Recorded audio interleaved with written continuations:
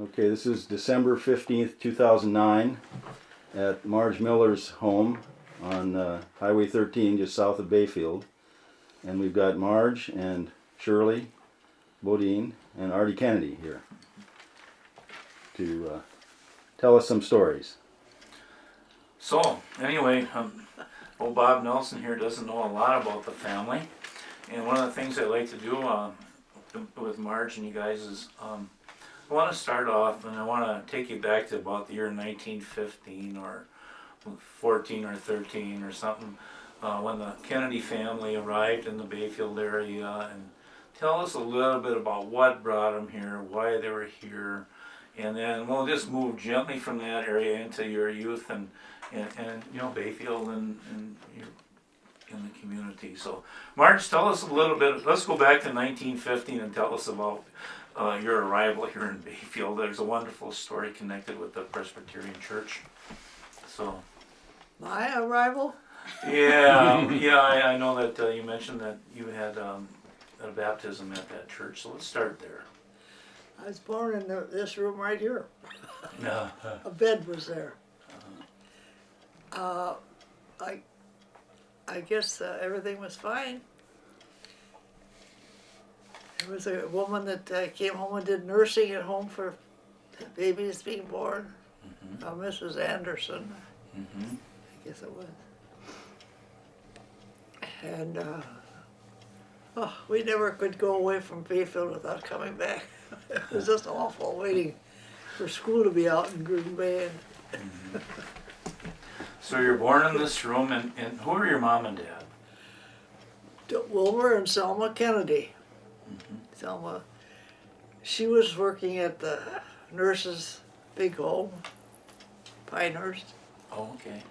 That's where they met because he came up here to buy property.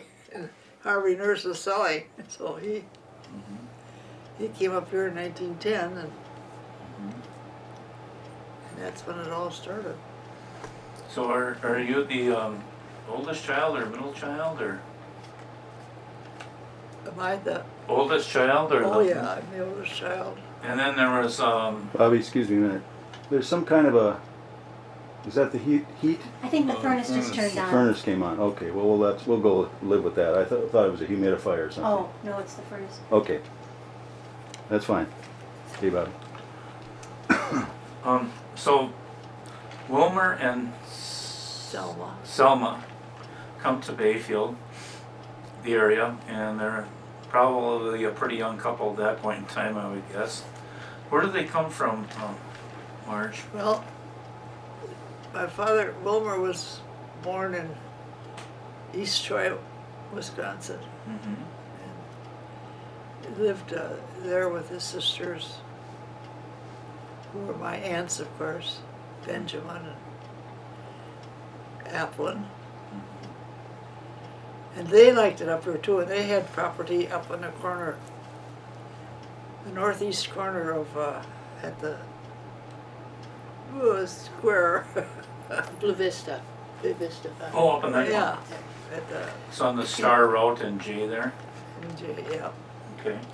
And they used to stay up there in tents and walk to town. What year would that have been? They just had horses in those days. So you were born in the year? 1916. And Don, my brother, was 1918. And Don. Yeah, he died a couple of years ago Okay. in Phoenix. Okay. And with you, you have your brother Ardy, and Ardy was, what year were you born? 1928, November 2nd. You're the 28. He was Yeah, born sure. in Green Bay, though. Oh, okay. Yeah, I was born in Green Bay. Shirley, tell us a little bit about the year you were born there, and. I was born in 1925, and I was born in this house also. So between That was my brother Don, who Okay. So between 1925 and 1928, Wilmer and Selma decide we've had enough of Bayfield, or what drew them away from the area? They came here with high hopes and they had some children, and then they left. What was kind of behind that movement? They left very reluctantly. They didn't. They had to go because of the work that they had started with the, the apple and cherry trees didn't work out, so had to find work somewhere else. So they left temporarily. They had this piece of property then. How many acres were included back in those days? 40, Oh, it was a 40? 40.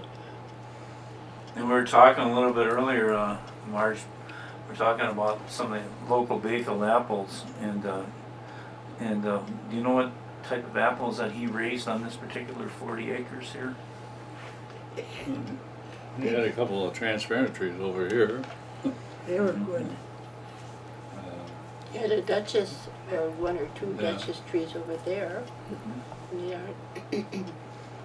And something called Northern.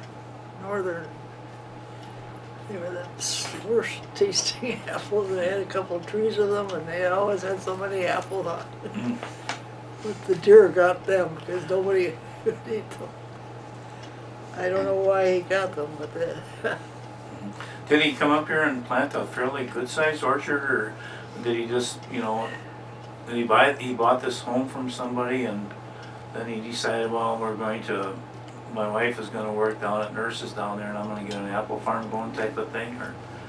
I think he thought so, up in that corner, northeast corner at Highway, Up on J there? yeah. Okay. So that was his ultimate goal, and then he left in 25 reluctantly and wound up in Green Bay, and then Ardy, you came along in 28. You were a toddler, I imagine, down in... About 3 years old when we moved. Yeah. And then Marge, you were a young lady boy at that point in time by 28. Well, Yeah. 16 you were... And she had scarlet fever, so my mother said, I'm not staying in Green Bay and be quarantined. In those days, they couldn't leave the house and nobody could come in, for a month. So we came up here quick, and I missed school, and she had the scarlet fever and had to be kept upstairs. Oh. Did you come up on a train or did you come up on No, stagecoach in we those drive. days? We had a Dodge So you came up- touring car. Dodge touring car. But I had a lot of fun that year too. I was 16. That's when I met Jim. Is that right? I wasn't supposed to be away from the house on account of the quarantine, but I was. You happen to sneak out once in a while there? So we're to the year about 1928, and you were still in high school, I imagine. 16, you were a sophomore or junior in high school. In Green Bay, what school did you go to in Green Bay? Do you remember? West High. Green Bay West. Where did you graduate from school then? Green Bay. Oh, West High. okay, so you went back then. You met Jim here, and then you went Oh, back yeah. to Green Bay and came back this way. And then I went and nurses training there at Bellin Hospital in Green Bay. And that took 10 years of where I stayed there, including training and working. So, Were your parents then still in Green Bay as well? Yeah, The whole family was living in Green Bay? that's right. Okay. Yeah, he worked for Standard Oil there. And so did I up here later. Yeah. But, Who worked for Standard Oil? he did, my dad. Your dad. Okay. is that how you got involved in Standard Oil, Ardy? I know that you were on that corner down there. No, no, it wasn't that reason, but it was a part-time job. I managed to get it up here and just kept going, never stopped. Who did you work with? Who owned the Standard Oil before yourself and before you bought into it? That's the- Emil Sandstrom, he was the leaser at the time. I don't know of anybody before him. When he died, well, then it was put out to anybody that was interested, and I was just out of college and it just lapped in just right. Timing's everything. Yeah. Tell us a little bit about the lease arrangement you had with Standard Oil in those days. How did that work? Well, of course they owned the whole corner, but the thing that was good about it was that they would charge you 2 cents a gallon rental. Mm-hmm. And that meant in January and February and March, when the business was really slow, you could live, you didn't have to get that big money. It was just 2 cents a gallon. And summertime, of course, then they took a big chunk because of the small business. And that was about it until I took it over in '78. In 1978, the year that you took it over, did you have to buy the lease from those guys, or What was that? did you have to buy the lease and the property from them? Or? From Standard Oil? Yeah. Yeah, you had to put so much down. I think it was like $2,000 or something like that. But then you had the whole corner and did what you wanted to, pretty much. And it was wedged right in between Johnson's Food Market, there, and Broad Street. It was on the corner of Broad and on Rittenhouse there, on the east corner. There, so it's been around a long, long time. And there was the DX station up the road then, at that time as well, or did you have a monopoly? What do you mean up the street? Well, the DX station, Yeah. was that in business at that Oh, time? yeah. Yeah, okay. Now, how many gas stations were there in town? Well, it could have been, you could get gas at 5 places. What were they? DX, Standard, Texaco across the street, Where was the Texaco station? right across the street with that, Joanne. Joanne's is. Yeah. Trans Scandinavian was in Texaco then. and Hadlin's garage down around the corner down there.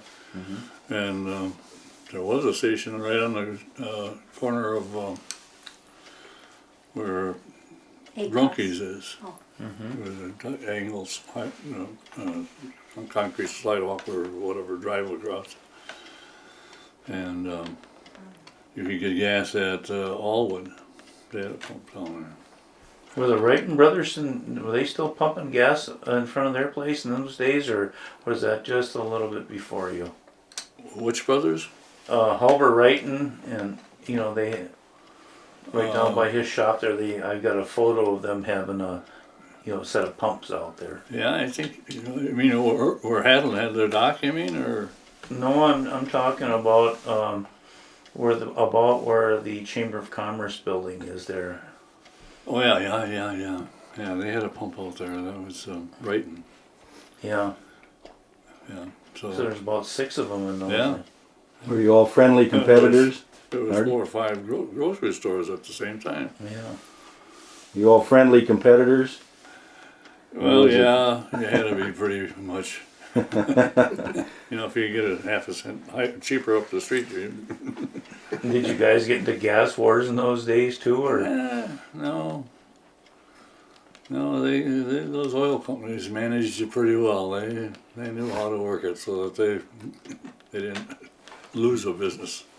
Yeah. Did you have a tie into Ray Nordine and Standard Oil along those lines, or were you completely distant from those No, operations? he was the bulk man, and we had to buy it from him. Mm-hmm. And then of course he was a Standard Oil rep as far as that goes, but then I had to buy it from him. And then Lori Nurse had it for a short period of time, and Standard Oil decided they were going to sell the place, the corner there, and so I thought, well, okay, but at the same time I didn't have to buy it from him at that 3 cents a gallon higher. And we separated at that time. That he went out of business, and Did you carry the Standard Oil brand line right clear to the end then, or did you go to other jobbers for fuel?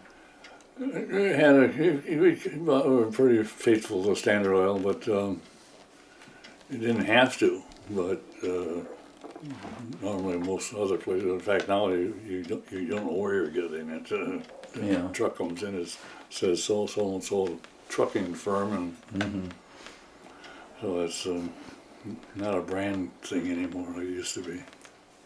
So you got into the Standard Oil business. What year did you really get into it for yourself then? Well, I took over the lease in June of 1953. 53. So it was a full service station then, probably. Yeah, Huh? full service. Who did you have working for you? Oh, Pat Ashenbar. At that very time, even Billy Sandstrom. He was kind of the link between his brother that died, and didn't have too much help. It was kind of an expensive routine, you know. And we had just one stall at the time to do a lot of handiwork, but that's the difference now. Now there are gas stations before there are service stations. And you could get things done. Now if you get a flat tire, you don't know where to go. You know? Yeah, you're doing. Nobody's fixing that stuff.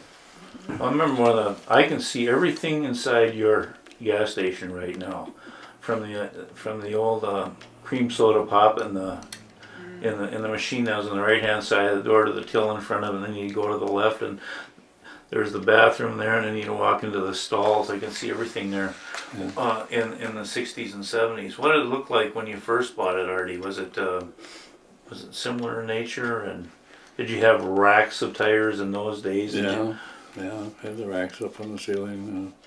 They built the first stall on it in 1949, and that was like 4 years before me.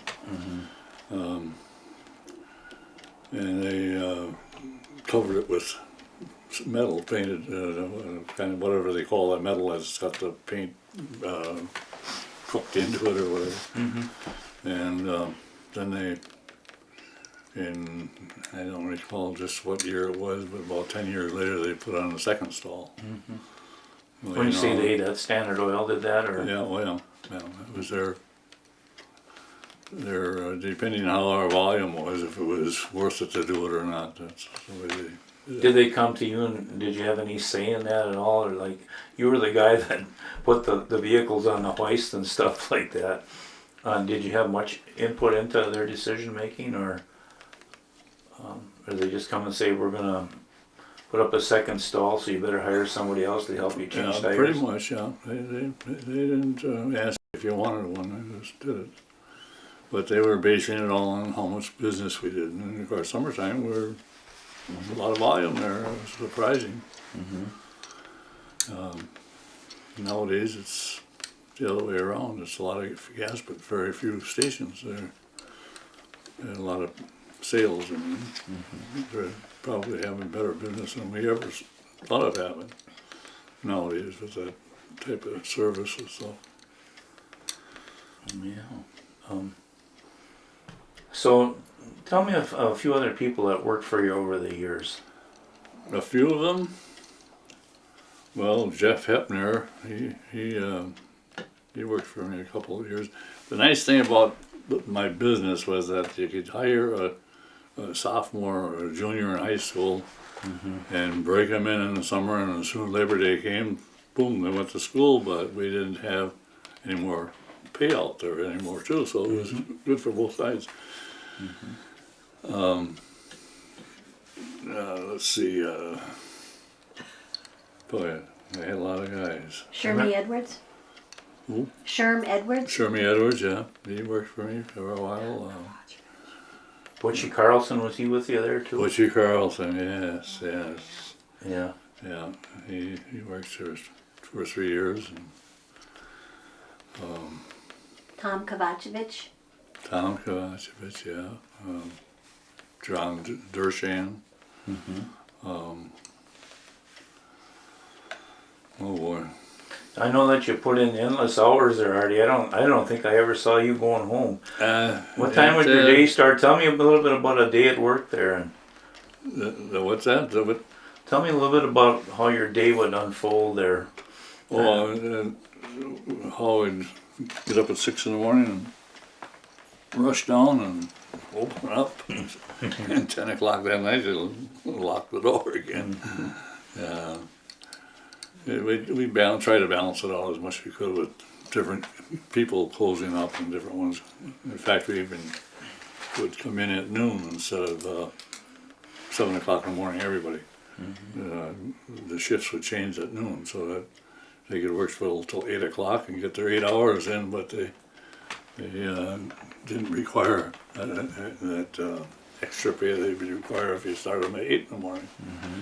So it works out real well that way.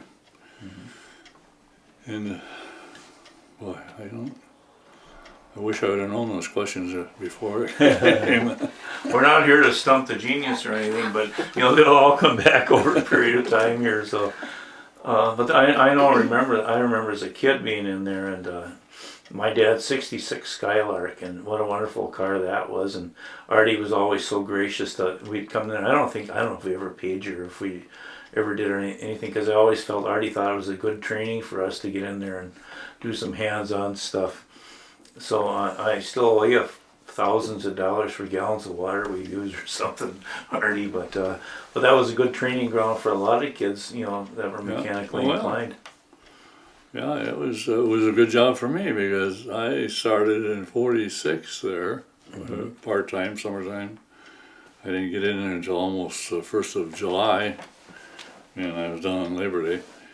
And when I went to college, I'd come down every weekend, and as soon as I hit town, I'd be at the gas station.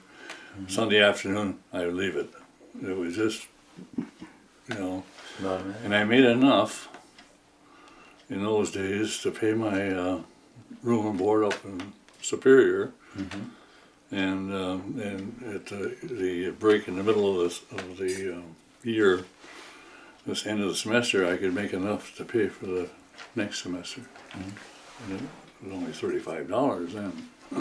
Who ran the station then, Ardy? Emil Sandstrom. Tell me a little bit about Emil. What do you remember about Emil and that family? Well, there was the Hanson family, and I don't know if you knew them, up on 7th Street.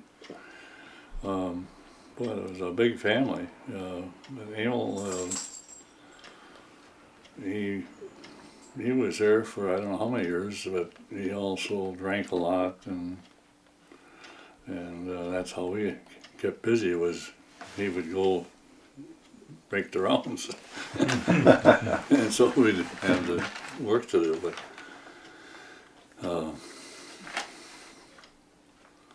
he was in the station all the time I knew it before I got into it. In the first couple of days that I worked for him, because I'm out here 3 miles from town, and he'd come out and get me. Then the first thing I know, he doesn't show up. So I got to find a different way to get in there. Like hitchhiking and stuff. And when somebody knew you, they'd pick you up without batting an eye. Did they have the road paved out here at that point in time? Was it still a mud road in '46? Out in front here, my dad recalls as a kid that this road wasn't, had asphalt on it for years, and finally that was a big deal. Yeah, I remember them putting the asphalt on. It was the older way of doing it with a grader, and they're heating the tar right out here on the road and everything, But that was when I was pretty young. I don't remember when that was either, but Because they would work even into the evening, so you could see the flames from the stuff. Right out front here. Yeah. And if you're pretty young, then we're talking early 30s then. Or Yeah. Well, it's been. It's kind of a horror story, but it's a true one. And as my dad said, it was sometimes just impossible to get to Washburn or Ashland. You have to run through these clay hills and stuff. Yeah, I think it was gravel all the way to Ashland, or was it? It was mud. Used to get stuck right at I know it was from here to Bayfield, and I'm sure it must have gone to Washburn, but I don't remember if it was all the way to Ashland. But It came down under the bridge yeah, at the S curve yeah. there. And you come off on top and over the railroad track and mud, and then you get stuck, and the cars would be stuck up there. It was awful. Did you have one of those guys with a mule or a horse on the other side just licking their lips hoping you get stuck so they'd pull you out, or Not very how'd you get much. out of those jams?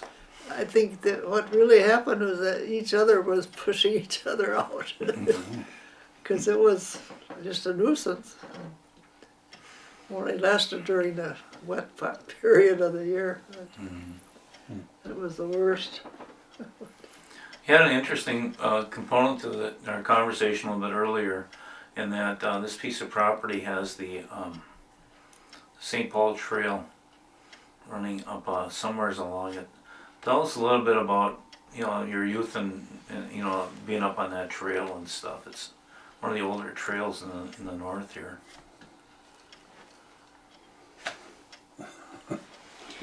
Well, all I can add to that is that I remember taking lots of walks up there. Ardy and I would pack a couple of sandwiches and take a little picnic lunch and walk up, just go up into the woods and as far as we could. And I think at Kennedy Road, that was the end of our property, and we would, but it continued on up beyond that, of course, and we would go up there and sit behind the Nordine property, which is the next property to ours. There's nobody there now, but there used to be a house. What Nordine was that? Do you remember? Adolf. Yeah. Adolf Nordine. And he had a wonderful view from up there.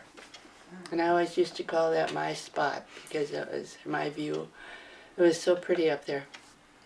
Where did that road then dump? Did it end up right down at Onion River there? The St. Paul Trail? Yeah, Going that way, you mean? yeah. Or did it follow the Whiting Road up that way?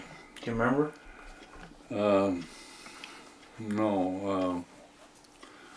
The thing that I always wondered is where it went after it got up on the Nordine property. It seemed to go north or west more, and I thought, well, that doesn't look like it's going towards Minneapolis or whatever. And the same way going down here, it's got down to the highway right by Fulton's there, and then you didn't see it anymore. And I don't know if maybe the railroad took it over, or I don't know. There's a number of highways that went through there. Who are the Fultons? I see their name in the old books as being a farmer around here, I believe. Do you remember the Fulton family at all? Or Yeah. tell me a little bit about the They were Fultons. just summer people, though. They weren't, did you say farmers? Yeah, I thought they owned farmland or somewhere. Did they Oh. speculate and buy land, or what? They were just summer people then. They raised cherries, Okay. cherry trees, Yeah, cherries. That's some right. more cherries. Some of the old Montmorencies. And you had to cut them with scissors. You couldn't break them off and take away the bud. At the branch. They had an orchard up by Jimmy Erickson someplace in there, didn't they? Fulton's. Fulton, yeah. Yeah, there was another Fulton beside the one that lived in Donor. this. There was Donor. Is that name familiar to you? Not to me, no. That was her sister, or related, wasn't it? Somehow. I think so. But Dorothy Fulton, did you know? The name is That real name? familiar. I think that She was was the your only- age, wasn't she? I Pretty much. think she was a little, yeah, that or a little older, maybe. As we sit on this piece of property, you had 40 acres here. Who was your next door neighbor? I don't know. There are new people there. Lato? The Latos? Latos. Did they buy? Did your father sell them that land, or was that just another piece of property available? That wasn't ours. We went over just to the Nurse Road, the one when Laurie Nurse used to live up behind us. Okay. There was a road that went, that cut, divided our property from, from the donors. There's a quarry that that Pike had used here. He's got the one big one, but I see as I drive along outside your property here, there's another quarry. It looked like they started a sample quarry there or something. Do you know anything about that? Is it above the highway? Yeah, on the be on the west side. I think, no, you don't know exactly what spot though. That's a quarter mile down here. Is it a quarry up in the air? Or? You know where it's between your place and the quarry that's the sandstone quarry that Ardy Pike had there. But it looks to me like they chipped into the wall there a little, like they speculated. Or We used to call it the swimming pool because it was just like a big swimming pool. Quarry, you go up Whiting Road a little bit and turn off. to the south. So how And deep was that? it was deep enough to dive into if you wanted to. Although it was full of dead leaves and things down there, muck, I guess as they called it. But it was a place that we used to like to go and look. Didn't dare swim because we didn't know what the bottom was. I see. Or how deep it was. When you say we used to go swimming there, who'd you go swimming with? With Yeah. my brother Don. Okay. So the two of you would traipse off during a hot August day and go down there and pretend, have a little fun in that second pit. Yeah, Then. and Annabelle Nurse lived up there at the apple farm. Edabelle? Annabelle. Yeah. I don't know. We were with her a lot. She was good at swimming and stuff, things. When you say Edabelle Nurse lived up there, just behind you on this side then? Oh, it's one right on this side. Up on, way back on the hill. It's Okay. way at the top of the hill. You get to it by Kennedy Road now. Oh, you go up on Kennedy Road. to Now get you there. do. Yeah, this is all rocky and it got Yeah, so but that's the way they went for years, is up Yeah. that route. but it got so rocky you couldn't get up with a car. Yeah. Yeah. Mount Hood Lot of there. erosion. That old Kennedy Road, that's a misnomer as far as I'm concerned. Mm. Because we didn't have anything like that. Then it wasn't any road, was it? Well, There's probably a little tote trail or something. yeah, we just go. Tell me a little bit about Edabelle Nurse. What do you remember about Edabelle? Oh, she was quite a friendly person, and she did a lot of things around town that we joined her with. Mm-hmm. She could drive a truck. They had a little truck. She could drive us all out to Lake Siskiyou to go swimming. Mm. That's where I first met Jim. Going swimming out there, okay. Edabelle, was she a little bit older than you or quite a bit A older? little bit older, yeah. Well, maybe 5 years even though. Yeah. Mm-hmm. So she'd have been built right around that 1911 era. But, she got into a lot of trouble, Was she full of mischief or? I suppose. But Did she get you into trouble, Marge? no, she didn't. We weren't here that much. She didn't go all the time. Well, yeah, like she had an illegitimate child and things like that. Well, that old Presbyterian family, I bet you that rocked them Yeah. in those days. She was the daughter of, who was her parents? Lori Nurse. Lori Nurse. Lori and Harvey were brothers. Of the big house. Mm-hmm. And Lori was kind of the black sheep of the family. Was he? Why was he so dark? Well, I guess he did things that he came and lived in this house one winter when we were in Green Bay. Mm. And then evidently they used the house for a toilet inside, and it was My mother was furious, that's all I know. And maybe we'll leave it at that. I was pretty too young to be. These spicy, fun stories are the highlights, though, of this Bayfield area. You know, my dad always says, you know, that as much as he loved Eleanor Knight and stuff, she never got into the spicier side of the real Bayfield life. So there's some characters all the years. Lori, Not that you know of, anyway. no, I can't bring them up here. But Marge, what brought you back here from Green Bay then?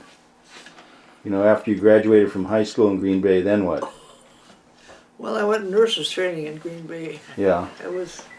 That's pretty close stuff. You don't go far when you're in training, but we always kept this.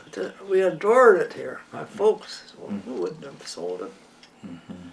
He said, like, one time I remember complaining about the trip back and forth, and my father said, well, we can sell this for $30,000. boy, that was big And bucks. I shut up after that, because but we used to just dream all winter down there to come up here. So tell us a little bit about your chancing upon young Jim Miller at Siskoet and stuff like that. Tell us how that all unfolded. You fell in love immediately, or love at first sight type of thing? Well, I was 16, and then he went sailing after he graduated from high school. Jim did. Is he the same age as you then? He was a engineer at first, and then he became an engineer. But so he wouldn't be here in the summer anymore. So I never saw him for 8 years. Oh, really? And then he got a job at the Manitowoc Shipbuilding. That was a wartime job that was pretty good. What did he do there? He was a submarine tester. He went out into submarines and tested them in Lake Michigan Oh, I see. before they went to the war. They brought them down the Mississippi River and out. Ain't quite a history there then. Yeah. So when did you guys connect then? Well, we met up here a couple times, I guess. I know I got a letter from him once, and he said he's going to move to Manitowoc and work in a shipyard so he could be near his girl. Oh, really? Remember that? And you were smitten ever since But you then? know what he did? Ah, He put that letter in his old envelope, and he sent me the other, mine back, and I thought, oh. And then he got so worried because then he discovered it. So. oh, that's it. You know, that was a shock. That letter back. Oh, I'll bet. Did you go into tears or? But it worked out. Yeah. So when did you two get married then? 1942, And where? Where'd you get married? in Green Bay, in a minister's home. The manse, yeah.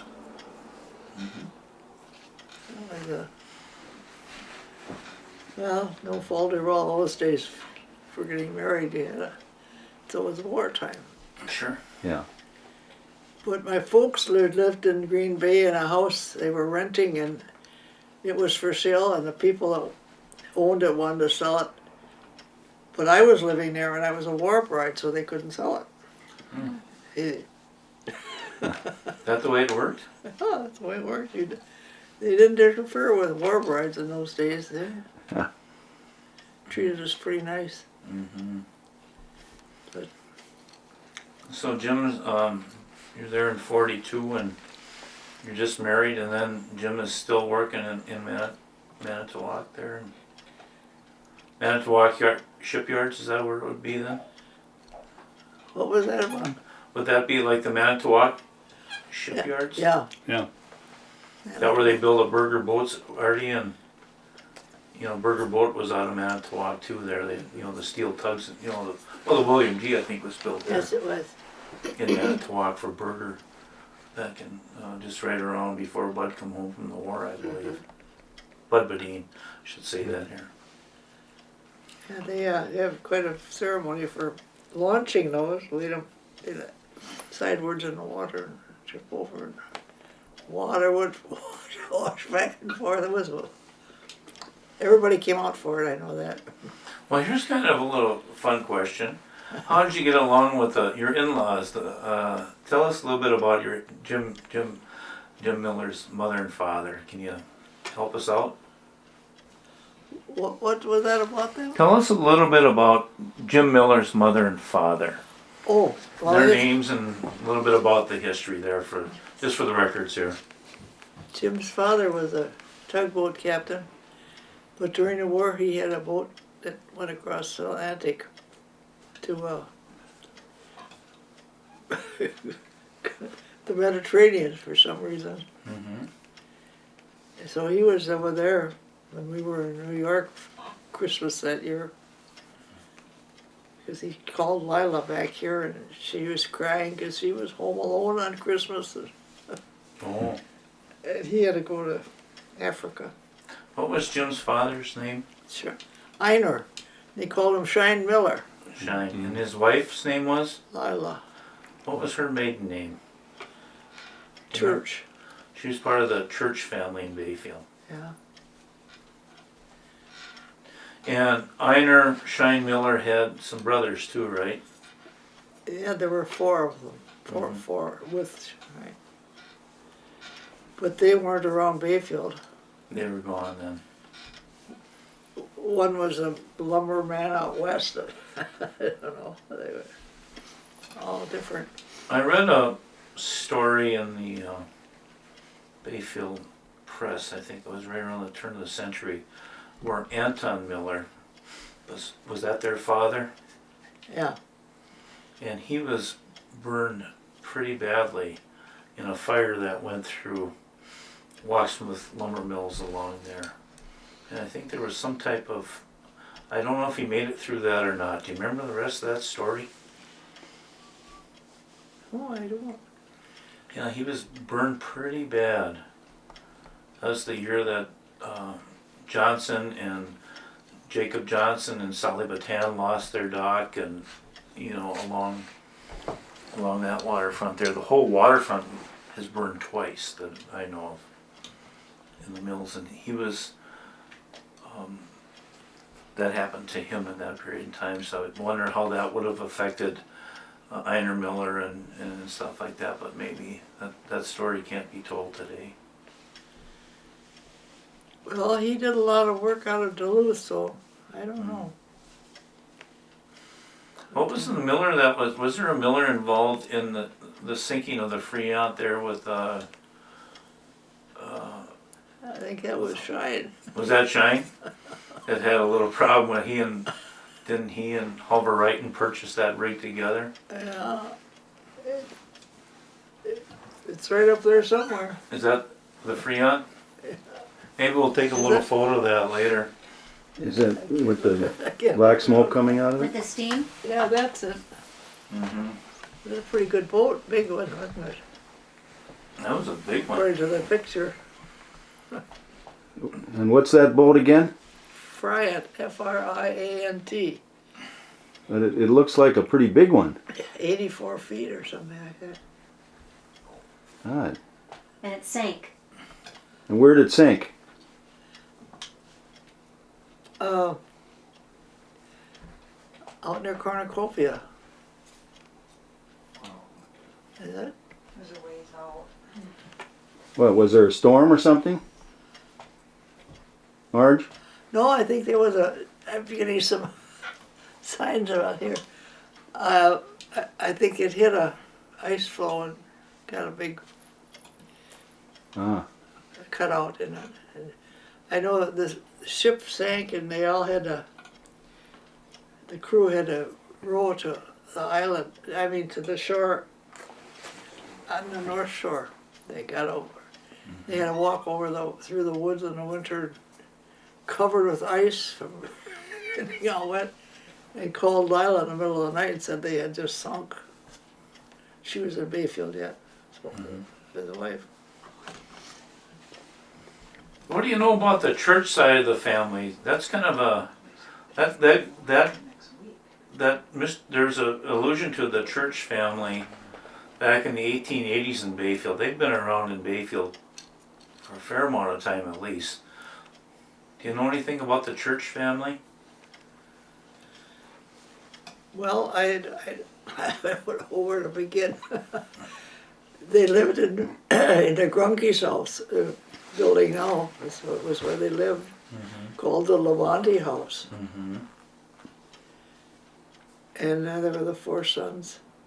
And there was big trees that are planted around there now. The maple. Mm-hmm. Well, those kids planted those when they were young. So you plant a tree and it lasts a lot longer than you do, doesn't it? Mm-hmm. So, otherwise, and it turned into a gas station,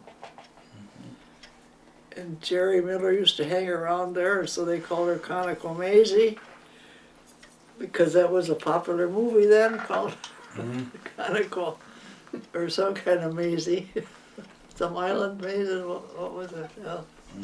So they called her that.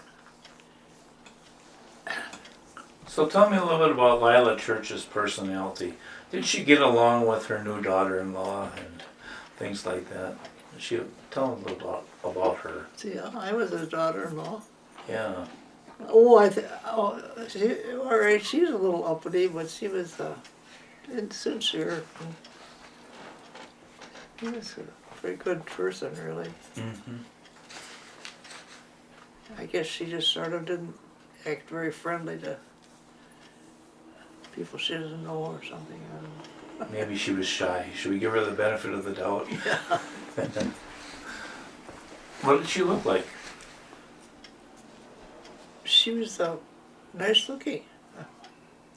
She dressed very well and very properly and all that. Did she come from wealth? Church. I don't know. Not really wealth, I don't think. Mm-hmm. Trying to think of what her father did. Her father was Daniel Church. Now, what would he have done? It's in the book probably somewhere. Yeah, maybe. I don't think it is. You don't know the name? No, I know the church name. Some of the photos that were in the book were taken by one of the church family members. Now, I don't know if that's the old man, you know, like Lila's father, maybe, may have taken that. They've been around at least in the railroad days of Bayfield in 1883, for sure, and maybe even earlier, because there's photos that shows the panorama of Bayfield taken by, I want to say L.E. Church or something like that.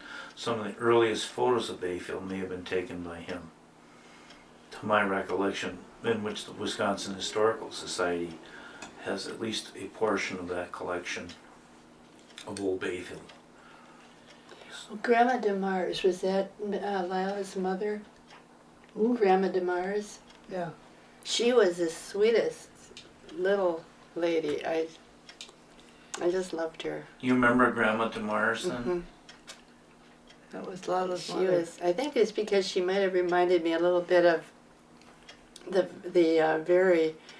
I have very little memory of my own grandmother, but it seems to me she was kind of like that, and I think she reminded me of that. But she was just adorable, I thought. Was she a Labonte? Grandma I guess DeMars? so. Then she married into the Mars family.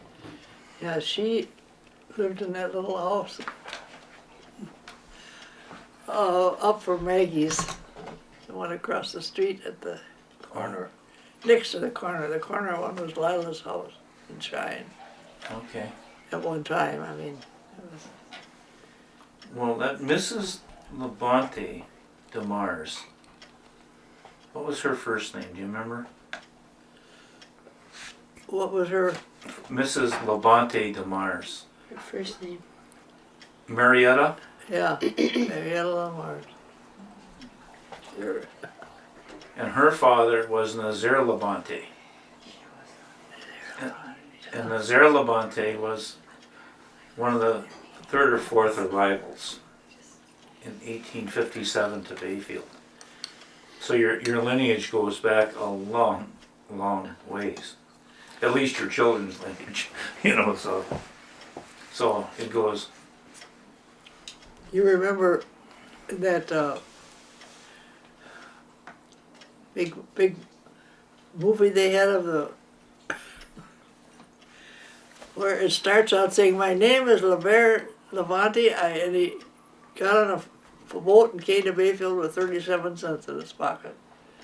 And I always remember that because I didn't know that, but it gives the history of Bayfield. It's fun.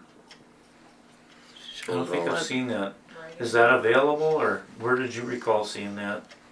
Well, they've had it up at Stockholm a couple times. Oh, the riding Okay. the wind. Is that? Riding that the was wind, it. yeah. That's That's it. Marge, do you have a lot of old photos of the DeMars Levante gang of people that you've collected over the years, or have they been scattered? I don't know. I got enough books of pictures that I don't know whether they're that good of that part. Who would have them? See, Marietta DeMars is really an interesting person because she gave in 1950 or 51, she sat down with Eleanor Knight and told of the experience of the first train coming into Bayfield as she recalled it. And she was a pretty young lady in those days, so I think she was quite an elegant, wonderful person. If we're talking the same DeMars, so she was a shorter woman, and she died about 1950 something, I think.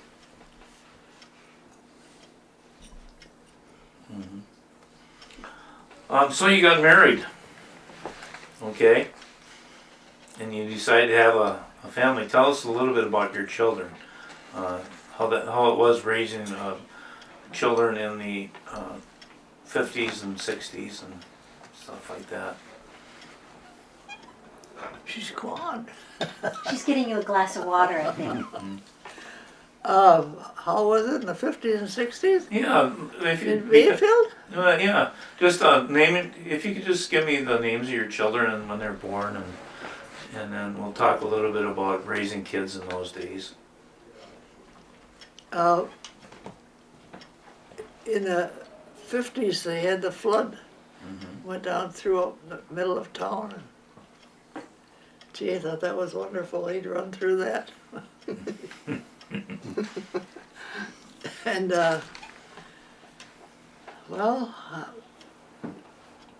we moved to Green Bay before they were very far in school, so they didn't do much school. Jan went to 3rd grade up here, but Ardy and Sally hadn't started yet, so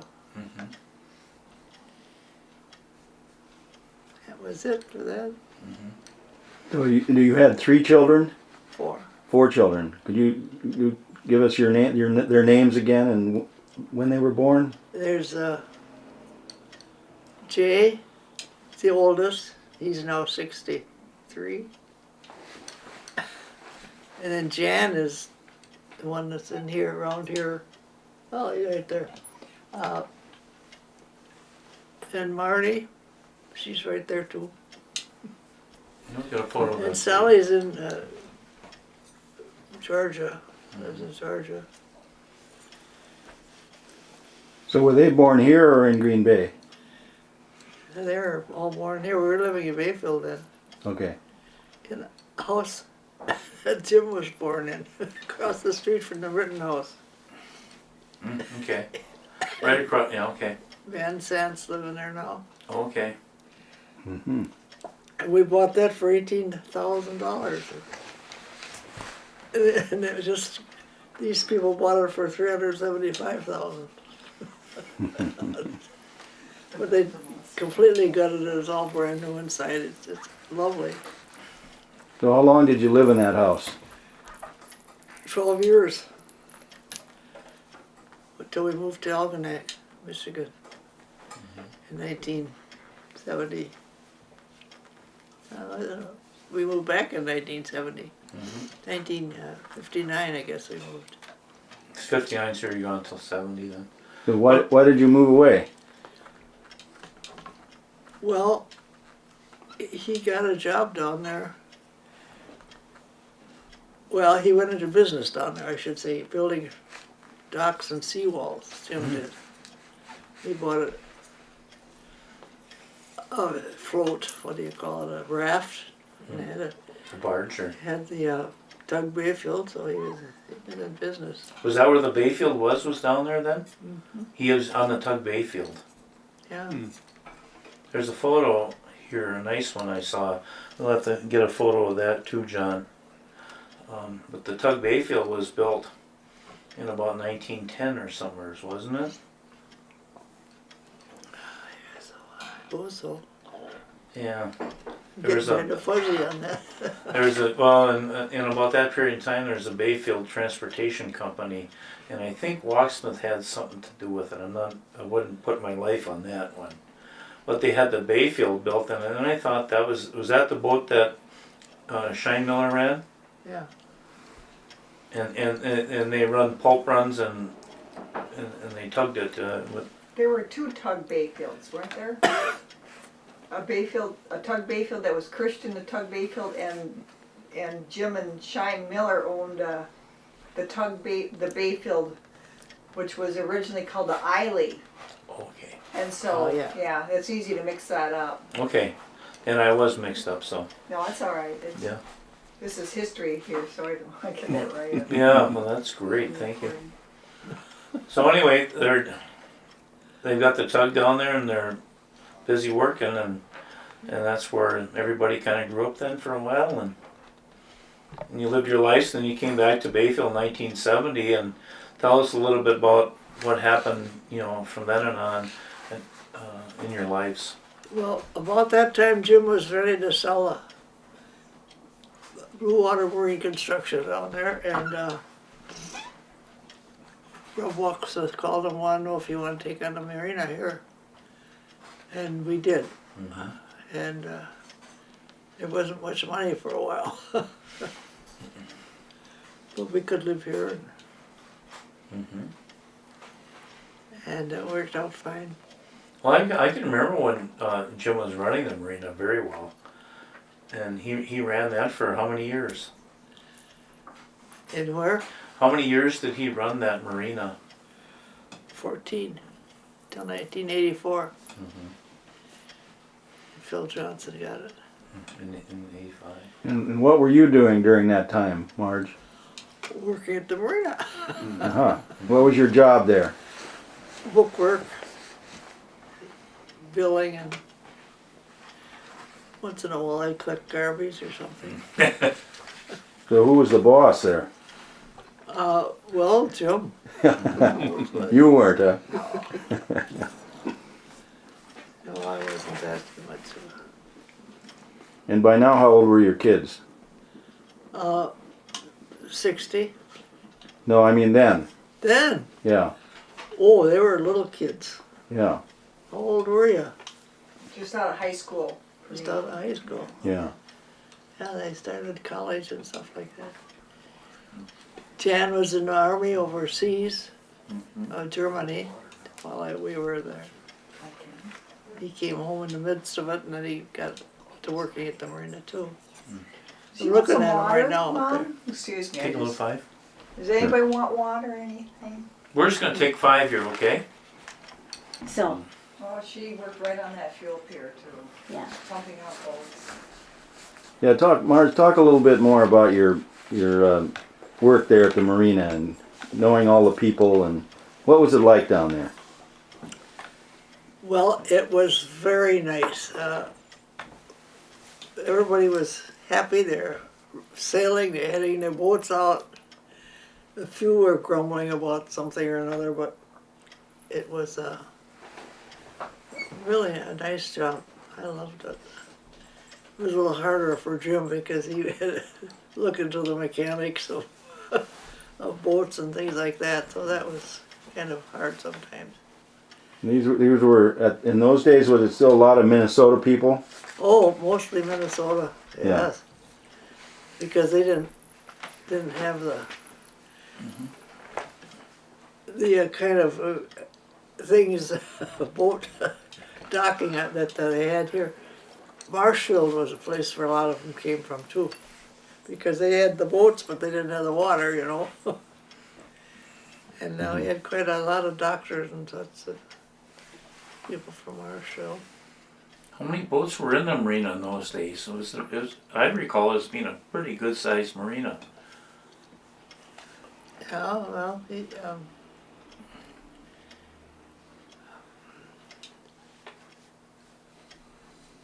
I've got to know what Marshfield was the main place boats came from, I think. So that was most of your clientele. Did you have like 100 boats slip, or did you? How many slips did you guys? 200. 200 boats at that time. So that was just a lot of busy work with the books with that, and then did you have a marine sales store in those days too? Uh-huh. And then we got a bigger one across the street. Mm-hmm. That's where Marty came in with a different building. Mm-hmm. So you started out with just a basic business, and you really built up a nice marina business. Then you sold it in 1985 to Phil. And Henry Korsberger, you know him? I remember him, yeah. He came down there one day and he says, "Jim, look at that pollution." And it was just covered with green and looked terrible. Jim says, "Henry, that's pollen." And it was just green from the trees right near. And Henry turned around and went. Did you get to personally know a few people that were the sailors, or tell us a favorite story that you have meeting somebody there or something like that, if you've got one. I don't know offhand, but if I have one or not. Didn't you and the Mays become really good friends Oh yeah. through the marina originally? Jim Mays, yeah. But one guy, he was a doctor from near here, and he had a little rowboat, and he tied it up by the boat, by the outside main dock, to just be around town for some reason. And it flew northeast while he was gone, and Jim went and moved it so it wouldn't bang against the dock. And he came back and he saw the boat had been moved, and he got so mad, he just ripped at Jim to touch his boat, and the room was full of boaters because it was raining and stuff, and they usually did come in to get out of the weather. And they just stood there open mouthed at that guy. And then they told him, "If you don't need to talk to him like that, because if you'd have seen that boat, he would have saved your boat, really." So the guy had to walk back, not say anymore. Ardy, did you ever have any tough customers in the business there? I remember one of your toughest customers probably was our old chum Hyra Soper. He used to hang around there. And tell us a little bit about the fun part of the job there, where you'd have guys like Hy and did you ever tell us a little bit about that? Well, if I can remember the names, Hyra Soper and Jing Johnson. Jingling, yeah. Yeah, and they always had a bottle of wine. Cheapest wine you could get someplace, I don't know, like 10 cents a bottle or something. Muscatel, probably. And they were constantly, and it was pretty tough. Bob Moon, he was another one. They always kind of like come into the place though and warmed up a little, and I mean, I remember I used to have sell candy behind the counter there too. And, Yeah. And But, well, I had my problems. I had people. One couple came in with one of those boxes on the back of the pickup truck, or they could live in it on a trip. And they bought the gas and left. A little while later, this woman comes on and said, "Where's my husband?" he didn't check and see if she was in the back end where she was riding. He thought she was in there. They called the police over in Washburn and they stopped him over there, caught him there, and sent him back to pick her up, of course. We had the same thing happen with a real nice dog. People had a dog that was just a beautiful long-haired, and they thought he was in the back seat. They didn't even look over. And they drove away. And all of a sudden, here's the dog sticking his nose in the stall, and just lucky I had a little chain with a little clip on it, and I hooked it on. You don't know if it's going to bite you or not, you know. And tied him up, and a few hours later, because we didn't know who they were, they bought gas, paid cash, and drive away. Well, a couple hours later, they called up and found us. Did you see our dog? Yeah, we got him right here. Didn't you find something, I don't know if you can remember this or not, but something was in one of the cars under the hood when you opened it up? Oh, yeah. Yeah, one time down with it wasn't the post office, what was it down there? Anyway, these people came up and said, we got some noise under our hood, we don't know what it is. And went down and opened the hood, and it was winter time, like something like this, and here a cat had crawled in there to get warm, and there was just enough water in where the spark plugs were on top of the engine. Got his foot in it, it froze right there. Oh. And the cat couldn't get it out, Oh boy. and we got him out, but I don't know where the cat ever went. You also got kind of a bad bite from a cat once. Was that one of the customers? The cat that bit you, was that a customer too? Oh no, that was a cat that we had at home. Oh. You know, but, How about the car that sank? oh yeah, we had some Oriental people, Chinese I think, but they could speak English pretty well. But they had been over to Madeline Island in the winter on the ice and did their thing over there and came back. And in the meantime, it had broke off a little bit in front of the ramp. There's where they could try to get off on the sand. And so they were afraid to do it, and they walked up to the station and told me about it. And of course I said, I don't know what they can do. You have to get someone to get it for you, or lift it out, or drive through and find out if you can make it or not. Anyway, they went down. A few minutes later, they came back and they said the car's gone. Well, what do you mean it's gone? Well, it's not there anymore, and where we parked it, it had gone through the ice. And that was that. How long ago was that? How long? Yeah. Oh, quite a while ago. So it's been 40 years ago. You know, I got to figure I've been out of business for Yeah. 20 years. It's been that long already. So, Yeah. Shirley, for the record, let's move over to you a little bit here, and we know that you're born in '25 and spent a lot of time in Green Bay, and then we know that you met William G. Bodin around this area. For the record, would you bring us up to date about that you're meeting him and how things went in the early sub days there too? Would you? Well, I met him during my junior year in high school, 1942, and we dated that summer.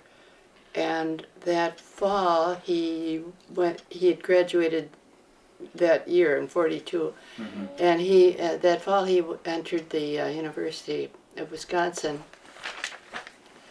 He was interested in a career in engineering. And but then of course the war was on, so he, in order to get into the Navy, he had to enlist because what was happening was they were going to open up the draft, and he wanted to go into the Navy, so he joined before that draft opened up. And that was in December of '42, and he had to sign up for 6 years in order to do that. So he left for the Navy, and we wrote letters for 6 years. And I saw him twice in that time. He had 2 1-month leaves in those 6 years. For some reason, some of the fellows didn't have too many chances to have a leave. For whatever reason. And then when he came home in 48, we got a little better acquainted. I really didn't know him very well, but in writing letters back and forth, that kind of helped. But I got to know him that last 6 months. When he got out in December 48, we were married in June in 49. So that's how that happened, and I was happy that happened that way. Yeah, I'm kind of always interested, as you probably found out earlier, that I'm always interested in the parents of the people and stuff like that. Can you tell me a little bit about Eber Bodin and you know, him? I don't think much has ever been mentioned in the annals of Bayfield, and that Bodin name is synonymous with the area for many years, so maybe you just spend a few seconds and brief us on that. Well, Bud's dad was born in Ashland in whatever year, really. I'm not sure what year he was born, but he was his father was a commercial fisherman, and Eber went into that too. And they had, when he was married, they had a place down on Kajarvik Road. They lived right at the close to the highway, in a house there, and they fished from there. And when Bud was 3 years old, they moved to Bayfield. And then he and his brother-in-law bought some property on Madeline Island. Who was his brother-in-law? With Frostman, Ulrich Frostman. Ulrich, okay. Yeah, he married Marie Frostman. Yeah. And she was from the Houghton area, outside of Washburn. And they started fishing from Madeline Island because it was easier to get out in the springtime from the island, when the ice had gone out. And that was pretty much his life, fishing. And of course Bud went into with him when he got out of the service. There's some wonderful photos of the Bodin's fish camp there on Madeline Island, especially with the William G. up in the hoist and stuff. You know, so Bud was a commercial fisherman his whole life. Tell us a little bit more about Bud. We know that this past year we had a great loss with him, but tell us a little bit about him as a kid and being a young fisherman and life on Madeline Island maybe a little bit. He was fishing. I think he would have probably liked to continue on with what he started out with going down at the university. But he, while he was in the service, his father, I guess when he came home they would talk about it, and they decided to build this, the William G. And so Bud had put some money into that, and that kind of committed him to going into the fishing. And I think he was happy doing that. He certainly was good at it, and he was very resourceful. It was really anything that needed fixing. Of course, when you're fishing, you have to learn what happens with your engines and how to take care of your equipment. He was good at that. He was good at all of those. I remember one thing about the William G. is the hull of that boat, and it was quite a few years down the road too. That hull was in perfect shape, as was the inside of the hull too. And I mean, that just was a testament to Bud's persnicketyness about keeping that boat in tip-top shape, because there wasn't even a pinhole or anything in that boat ever.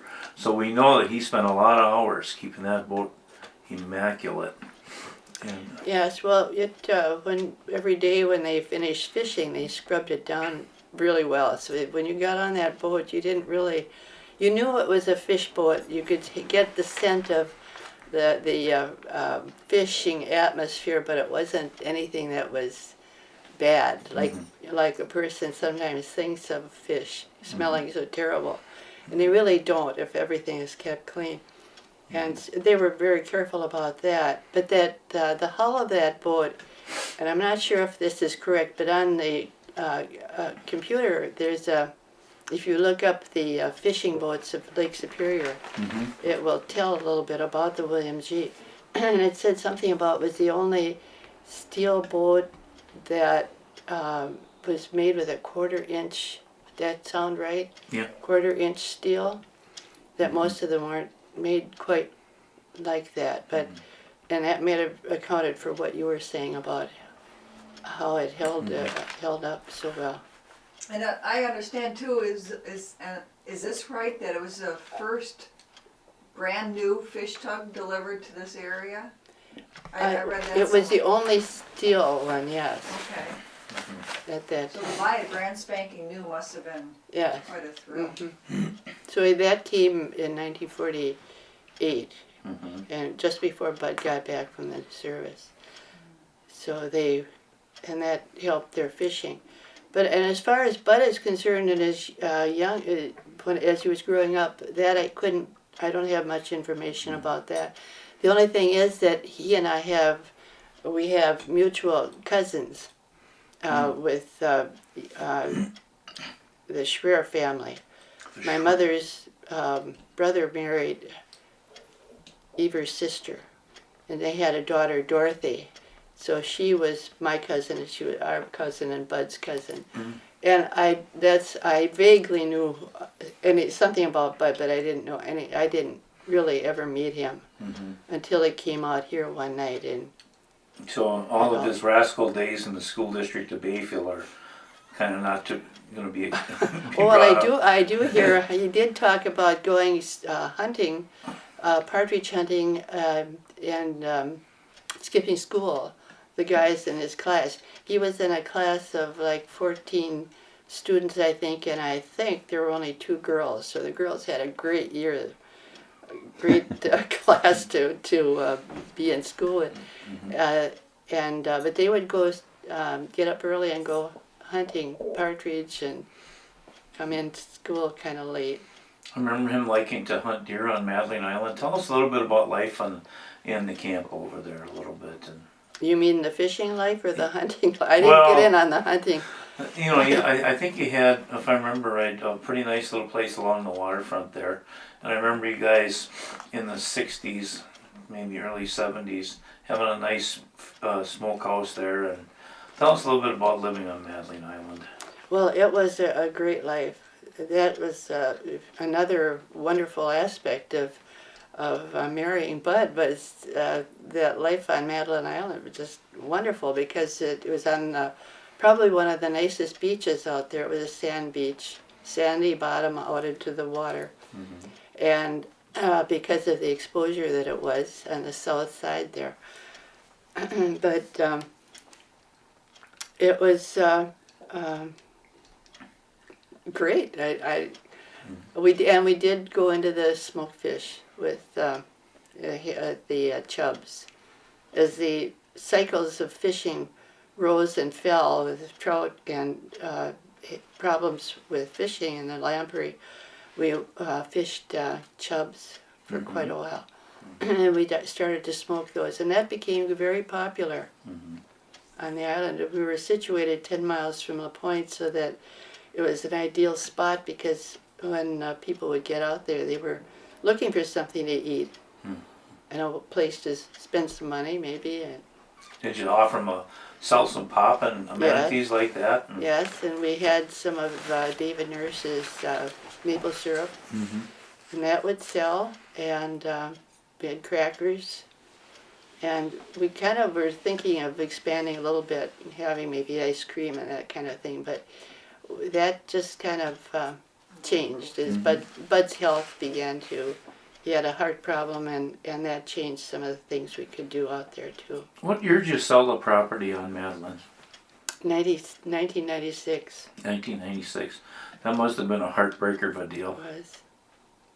Yes, it Would, was would very you hard spend to- the summer out there? Yes. Right.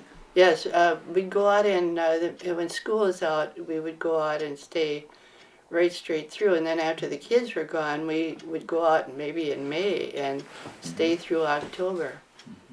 And then it was, it was hard to come in even. Loved it out there. I can remember the truckloads of fish. See, I worked for Howard Russell as a kid when I was young. That was my job for like 6 years.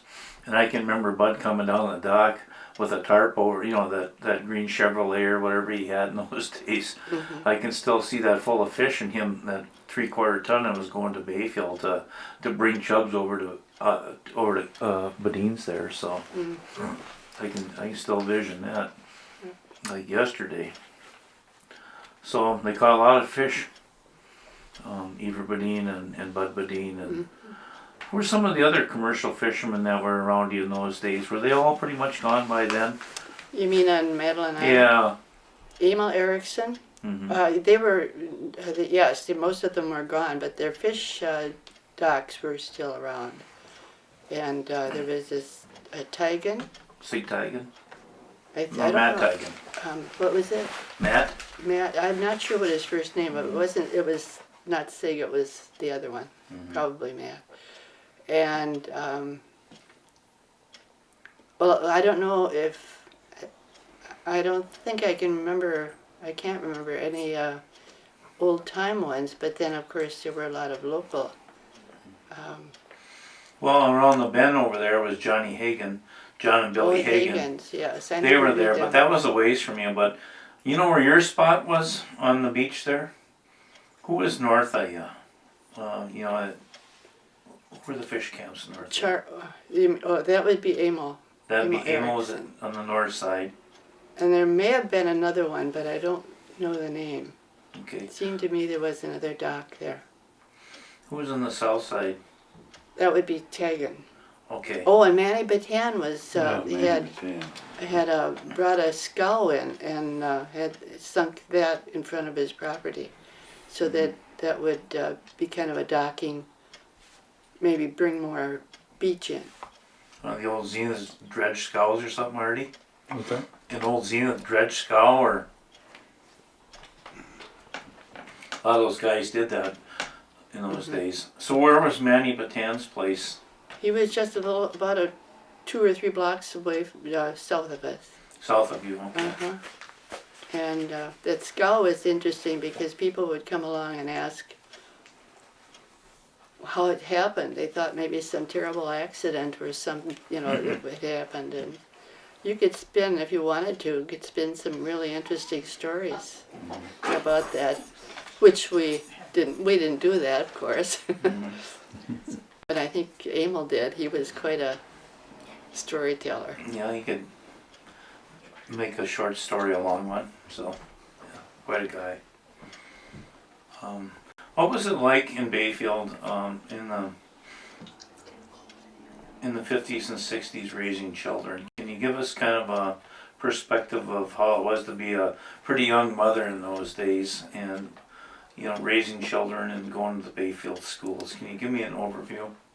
Well, it was, I would say that the hardest part was fishing wasn't all that productive sometimes, and the financial end of it, raising 3 children, was probably not so easy. They couldn't, they did do some skiing. They got into some of that when the ski hills started up. But not on the scale that it's done today, of course, with all the equipment that's needed. And of course, in the 60s, during the hippie era, that was a little bit of problem raising teenage kids. So that was kind of rocky. Little challenge there. Yes. But other than that, pretty normal, I guess. How would you say their experience going to the Bayfield schools were in those days? Did they get a good education in your opinion? I think so. I think the one, I don't believe they had a foreign language at that time. there was no kindergarten. I know that Michael had to start in first grade. There was no kindergarten, no preschool, of course. And I believe the kindergarten began maybe a year later, or 2 or 3 years later. What year did Michael get out of school? In 1973. Donna was 69, 69, and then yes. Marlene was, She would have been 70. okay. So, okay. Just wondering what you thought about the school district in those days, and The teachers were very good, and they were. When I first came to Bayfield, the teachers didn't stay around very long because they didn't get paid that much. So they would kind of come fresh out of school and teach for a year or two and leave. And then all of a sudden, people started moving into Bayfield and staying, the teachers. So that you had the Don Andersons and the Marv Pavlis and Verdine Hansons and Bob Linds. All of those people were long time. They stayed teaching, and I think that was good for the school. they're still there. They brought some stability to the whole situation. Yeah. And they're still here. They stayed. Okay. Shirley, did any of your kids stay around here, or did they all go elsewhere? They're all gone. My son Michael joined the Navy and spent 20 years in that. He's living in Superior now. He's working as a security officer at UWS Superior. And Donna and Marlene is in Minnesota, and Donna is up in the Iron River area. So they're not that far away. No. That's good. I wanted to get back to the Kennedys. Now, what is the three of you are siblings, right? And are there any other Kennedy kids, or is this it? Donald. Donald. But he died 2 years ago. He died 2 years ago. He was the second one, born after Marge. So there were 4 kids. And all living in this house at one point, or not this house, but the Well, in the summertime, yes. in the summertime. Green Bay was. Green Bay was home. No, this was home, This was home. but Green Bay was our years for the winter time. So when all 4 of you were here together, what was it like? Any of you? Well, my problem with that is that I don't remember that much because there's a little bit of a span between Marge and Don, and then Ardy and I were kind of a few years later. So I don't have a lot of memories. I think what I like to do is when Marge and Don had friends around here when they wanted to go someplace, I wanted to go along. And of course they wouldn't let me come. And I couldn't understand why I couldn't go along too. But that's about it. I have, as I got older, I have better memories. Marge was wonderful about loaning me her clothes after she became a nurse and was earning some money, and she'd buy these beautiful clothes. And I was in high school, and I would borrow. She was very generous about that. So what is the age difference between you two? What? 8.5 years. 8.5 years. Marge. Okay, so that's a lot when you're kids. Yeah. Yeah. About 11 then with you, Ardy, I take it, so. I was 12 years younger than Marge. So So Ardy- when she was a senior in school, I was just first grader, something like that. Sure. Third. And Shirley was, I always figured 3 years older, and it always seemed that, I don't know, the junior high was only 2 grades, so that she'd be in senior high, and you know, just, There's just enough. yeah, there was there. just enough difference. But I remember when we were kids, we'd go off for the walking, we'd pick berries and that Yeah, type of thing. yeah. And by that time, Marge was going to school and so on. Shirley, I'll start with you a little bit. Tell me a favorite story about your mom and dad.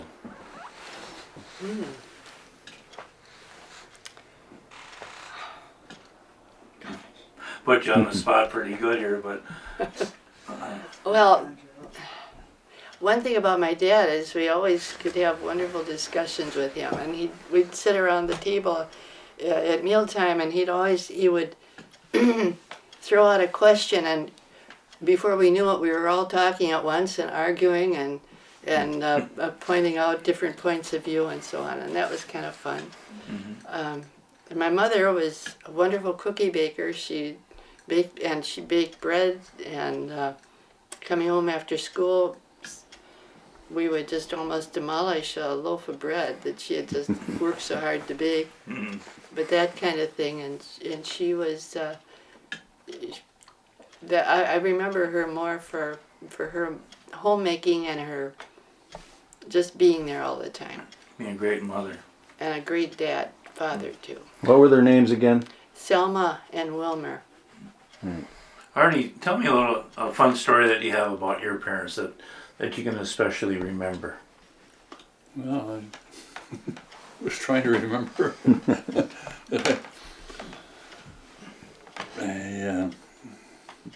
Any hints? Did he make you work in the gardens hard, or did? Well, yeah. What kind of jobs did you have around the house under his tutelage there? Did you have chores to do out here, or? We'd dig in Green Bay. Well, we'd have a garden in the backyard, you know. And have to go and spade the dirt, and that was a big job every spring, and weed and do everything else that you have to keep the stuff going. And you're not really interested in whether it makes it or not, you know. But well, they were great parents. So it just seems like when you think of all the running back and forth. And our dad felt coming up on a train, and we had to meet the train in Ashland. Or he'd drive up with a trailer loaded with good stuff from down there, you know.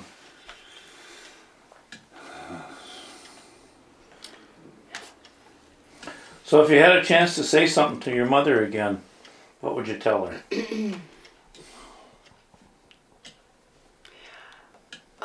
For me, it would be that it turned out that she was always right about the things that she tried to teach us.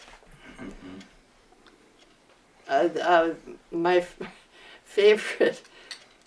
Well, they were very much opposed to drinking and smoking and that type of thing. And when I say opposed, I mean they tried to teach us that it was not the thing to do. And now, when I think back, they were so right, because if you smoke, you get sick, and if you drink, you get sick, and of course with sex, you get something worse too. So you were right about all those things.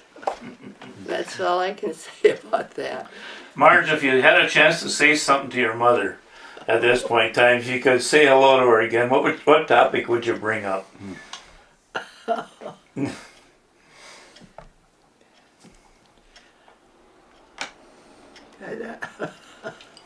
was sorry I caused her so much grief. I was dating the wrong guys. She once admitted to me that it was just a relief when I married Jim. I never knew that. No. I don't know, they were pretty happy with it. That was a good deal. Okay. John, I'm gonna have to let you continue on here. I think I gotta to move on myself. It's So cold in here. We got Yeah, you can put the furnace back on. I think. I'll take a break I here. realized My I was butt's getting sore, cold, too. so. Well, They have us there now. we got half decaf coffee made and some cookies that Shirley made. Bring it on. Maybe I'll have a little. Thank you all very Now that much. there's cookies and coffee, he can stay. Marge, Marge, thank you. Everything's out Ardy. here, you can just come out. And Hey, Shirley, you were great. You all You were very guys, good. you get an A+ for your efforts today. I tried to get some spicy stuff out of you, and I succeeded a little bit. So That's about all it's worth. Good, Marty. Good. Did you make one? No, I didn't. I just happened to see him in the IGA. and So you cracked. haven't hit the big 6-0 yet. It's coming Coming, I know what you coming mean. close. next August. Mm. God, The only cookies I made so No, far you went know, to it's not so the. bad. I don't It handle that beats, very it well. beats the option. Never bothered Well, me. we're gonna make 'em at for that 50. tomorrow. So Ardy, what is this calendar you're holding up? It's a Kennedy Standard I Service thought it would, are you making? calendar Yeah. from, I'll make that, I was gonna make one of Those those. are interesting inserts. I'll make those And chocolate the- ones too. And then the, the other things you the have. painting is of what? family is that up Get there? to the batches. Yeah, well. What's the painting there? To it say- might be time to The make painting dough is at of the William Francie's, G, too. right? Yeah, well, Oh, So that's the Bodin Fish Camp on Madeline Island? yes, that's what it is. Madeline Island. Yeah. Right. They'd raised the boat up in the fall of the year, and they could get out to the fish earlier by having the boat out there than bringing it into Bayfield and waiting for the ice to go. Anybody would drive by and see that would never forget it. Yep. It was very iconic part of Yeah, it. Wonder if my grandma put that back. What year is that calendar from? 1970, I think, isn't it? Here's the Isn't it precious say- stuff. What I thought it was. Yes, Yeah, it's a 1970. September 1970. Yeah. Okay. Thank you. I have a question. Beautiful as the Hadlin photo out there, John. So what is that photo? what is it, yeah? Who is that, Mom? Do you know? Schroers, Oh, Is it? Schroers. isn't it? Is it our parent, or, Taking a picture of it. My mother's side of the family. So which one is your mother? I don't know if I don't think she's on it. Oh, It's before that. They're all You're aunts. not suggesting those are aunts and uncles? Is it another generation maybe? or- So what family is that? Don't get noticed. Schroer family Sure. must be. What's the class? Schroer. Their mother. My mother's maid, Your mother's family. but Okay. she isn't on this. It's her She's not on aunts. it. That's an older generation then. Yeah. I think so. Well, they were all born You in work Germany, with them weren't too. they? Make And sure all Mom those was things born We over have a here. picture of a man. She was the a youngest one, group wasn't with she? Mom on it. but their mom. Uncle was Ernie That was looks just like that as far as the. Wasn't Uncle Ernie a little younger? That man looks very, much like, so maybe that is. his Okay, thank you. father. No, you're I welcome. don't know, Yeah. they don't look like the one I'm thinking of. And she marked it really well. Now where'd you say that's? The first few decades. Would be, It was I was just the- wondering if maybe it, But he beyond was. that, it's. That's the type of eyes I have, is I pick out Mother's stuff like mother. that, 'cause I'm into the really old history.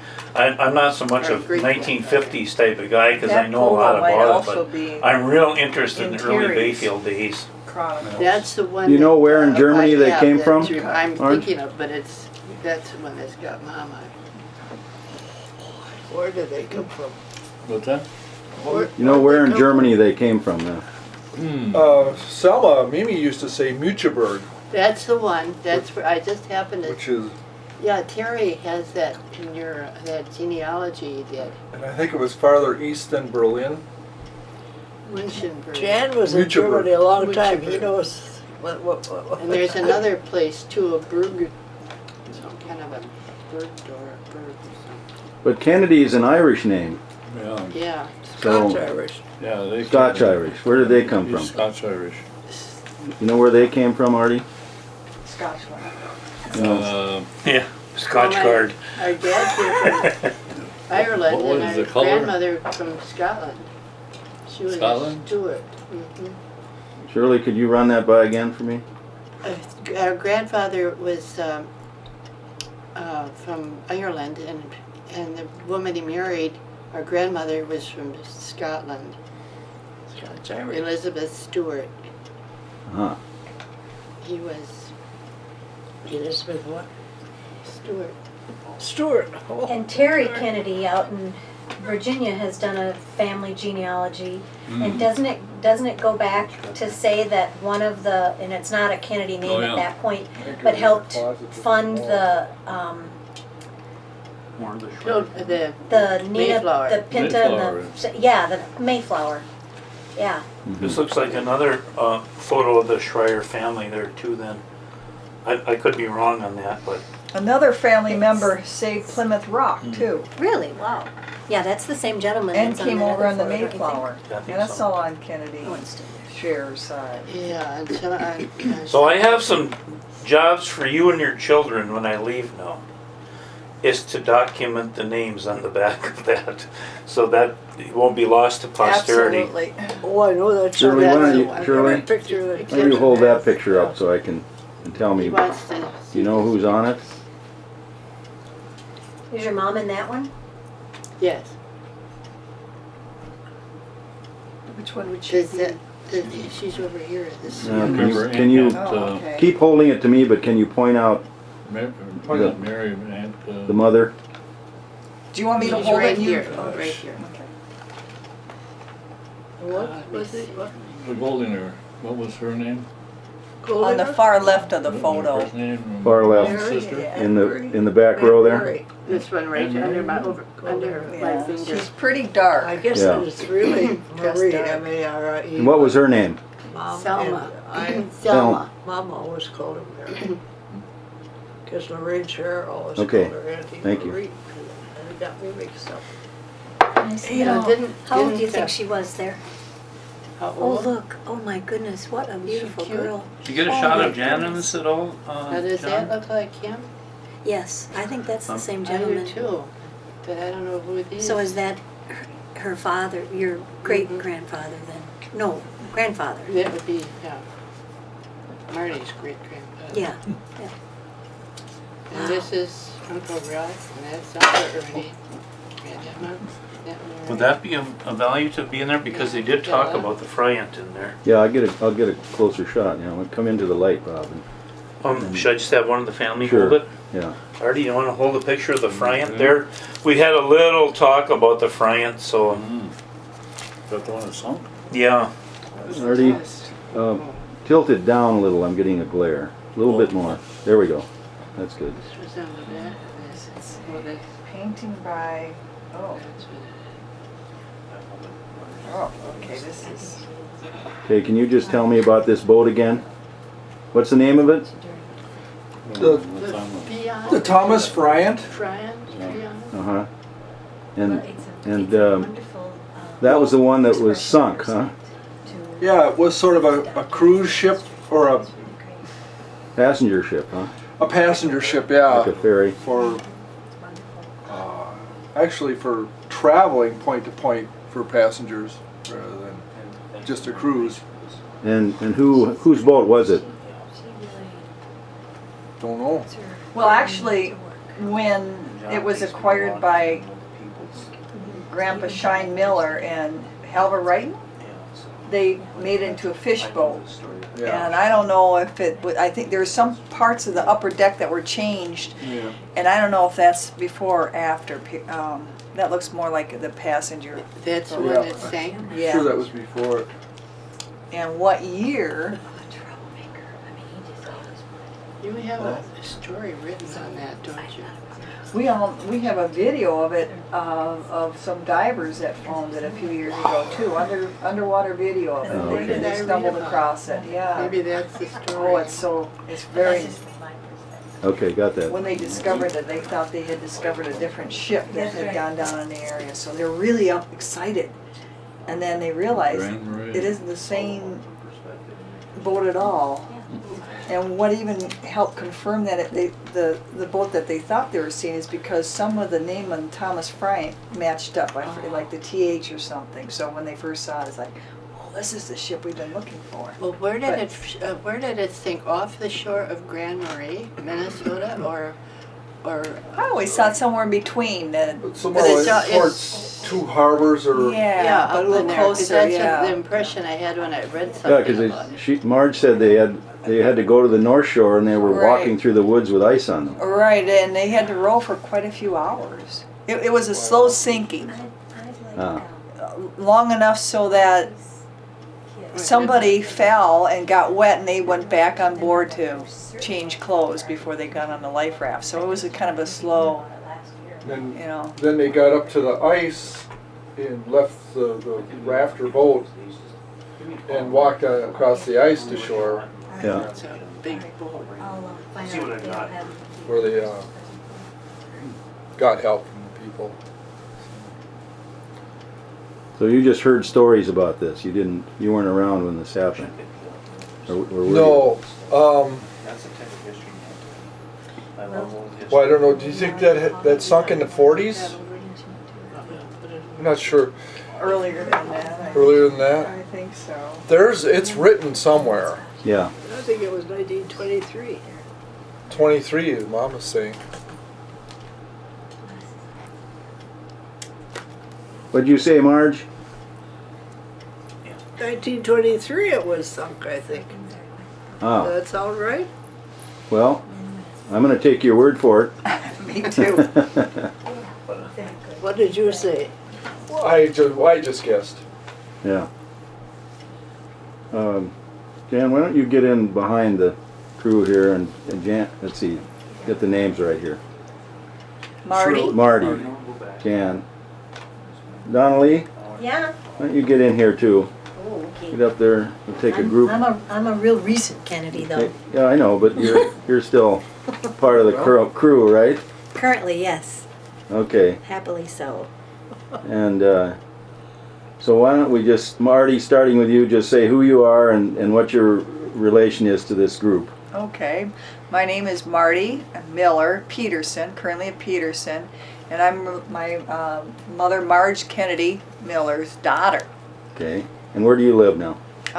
Between here and Washburn, in the country. Okay, and Shirley? I'm Shirley Bodin, and I'm a sister of Marjorie and Donald Marjorie Miller and Ardy Kennedy. I'm aunt to Marty, and an aunt to Jan, and sister-in-law of Donnelly. Right. Jan? In Bayfield. I'm Jan Miller, Marge's son, born in 1948. I'm currently here now taking care of Mom, and otherwise I live out in Colorado. Oh, you do? Okay. Marge? I'm Marjorie Miller, that all these people are taken care of. Or the other way around. And you're the matriarch of the group, I right? guess I am. Yes. And Donnelly? I'm Donna Lee Kennedy. I'm married to Ardy Kennedy. And you live up the road here. We live right across the highway. Yeah. Yep. Ardy? I'm Marty Kennedy. I'm part of this group.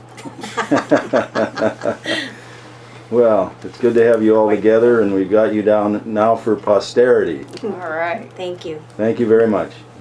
All right. Thank you. Yes, you. thank